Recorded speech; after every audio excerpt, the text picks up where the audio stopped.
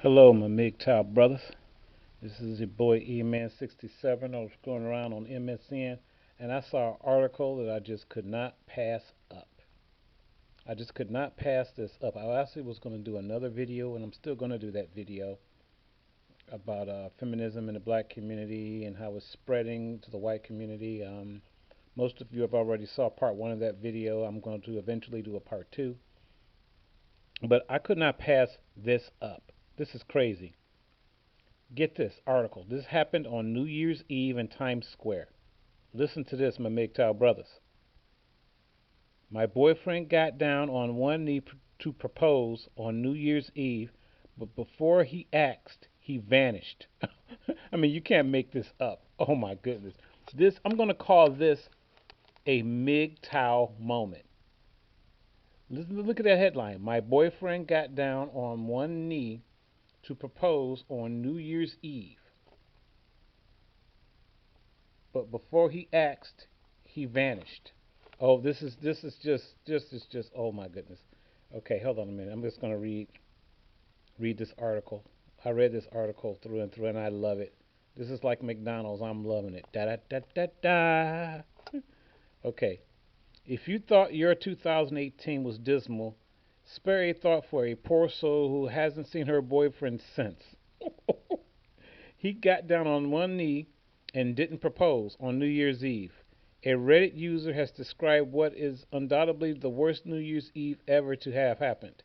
Sharing the moment, her partner of 6 years bailed halfway through asking her to marry him. We had talked about getting married, always. Said I wanted to propose in front of a few friends and family members. He agreed and thought the sentiment was nice. Our anniversary is New Year's Eve, and a friend was hosting a party with a handful of our mutual friends. I kind of knew what was coming up. He was jittery and nervous and acting super awkward the whole night. After dropping to one knee and not popping the question, the boyfriend in question fled the scene and hasn't been heard from since. Oh my goodness, this is a MGTOW moment. Right at 11:59, he got down on one knee, but he didn't say anything. He just stared at me. He kept opening and closing his mouth like he was trying to say something. I knew it was happening, and I was just so excited. I was crying. Our friends were gasping.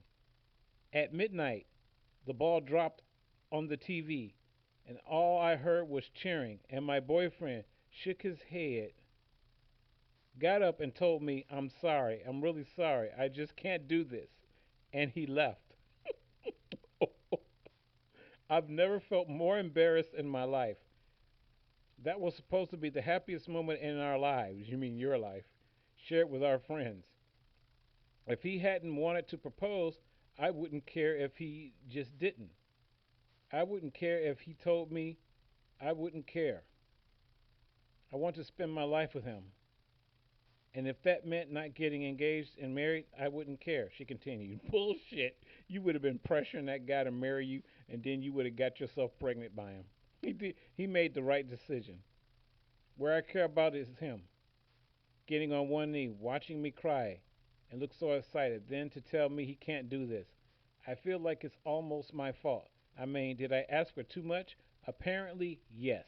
And whoever the boyfriend is, if you're watching this video, which I doubt you are, don't fall for the trap. She's just going to pressure you to marry her again. But wait, the plot thickens. Using the location tool on Snapchat, she's stalking him. The woman was able to pinpoint the location of her boyfriend, only it wasn't one she recognized. I didn't recognize the intersection, so I sent it to a friend who said they were sworn to secrecy by my boyfriend. So the friend knows where he's at, but he's not going to tell. That's a good MGTOW brother. Good looking out. Nobody else knew. I'm feeling really paranoid. Is it an ex's place? Just a buddy's house? I don't want to sound like a stalker, but I've been watching him on the map, just feeling endlessly portrayed.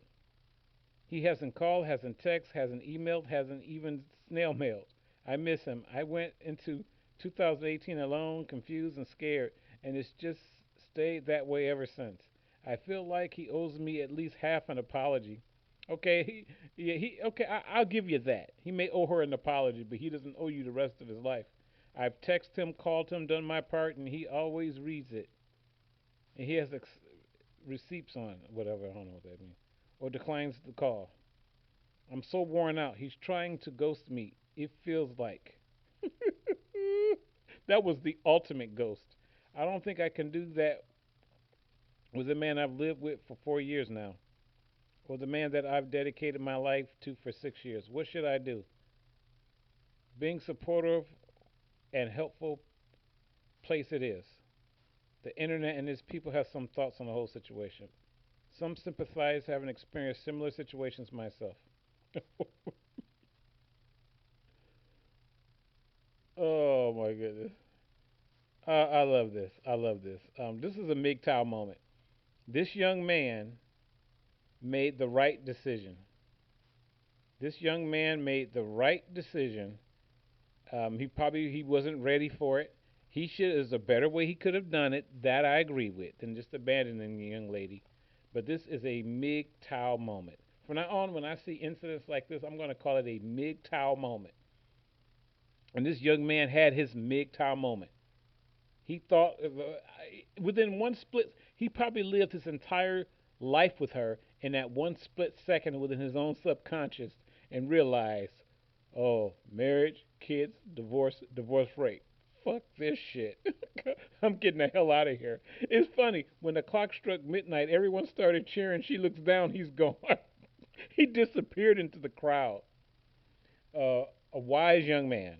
There's a better way you could have broke up with her. I agree with that. But but he avoided the trap, and I hope he continues to avoid the trap.